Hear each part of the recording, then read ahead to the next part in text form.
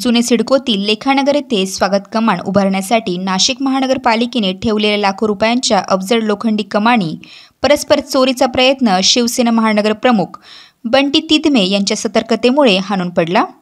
नाशिक महानगरपालिकेने या स्वागत कमानीसाठी 80 लाखांहून अधिक रकमेची तरतूद करून त्यातील बहुतांश रक्कम खर्च केली आहे।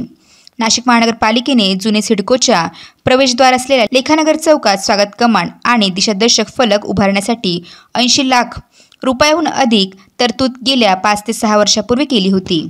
त्यानुसार या ठिकाणी अवजड आणि 1000 किलो वजन असलेल्या लोखंडी कमानीचे भाग आणून टाकण्यात आले होते। त्याची रक्कम नाशिक महानगरपालिकेने अदा केल्याचेही अंदाजपत्रकात दर्शवण्यात आले आहे। मात्र नाशिक महानगरपालिकेने अचानक हे काम बंद केले आणि कमानीचे लोखंडी सांगाडे लेखानगर येथे पडून होते।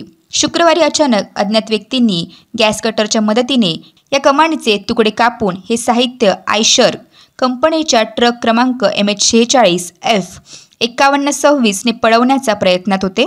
शिवसेना महानगर प्रमुख आणि जुने सिडकोतील माजी नगरसेवक बंटी तिदमे हे लेखानगर येथून जात असताना त्यांना ही बाब लक्षात आली। त्यांनी तातडीने त्या अज्ञात व्यक्तीला विरोध केला आणि ही चोरी करत असल्याने त्याचे व्हिडिओही शूट केले। प्रवीण तिदमे यांच्या विरोधामुळे या चोरट्या टोळीने धूम ठोकली। महानगरपालिकेच्या मालकीचे लाखो रुपयांच्या लोखंडी साहित्याचे चोरी उधळून लावली आहे। प्रवीण तिदमे महानगरपालिकेकडे तक्रार करणार आहे।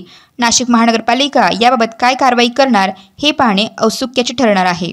महानगरपालिकेला कळवून सुद्धा एवढ्या मोठ्या कमानीचे गॅस कटरने कट करून घेऊन गेले तरी सिडको मनपा अधिकारी मूग गिळून गप्प का असा सवाल येथे उपस्थित होत आहे।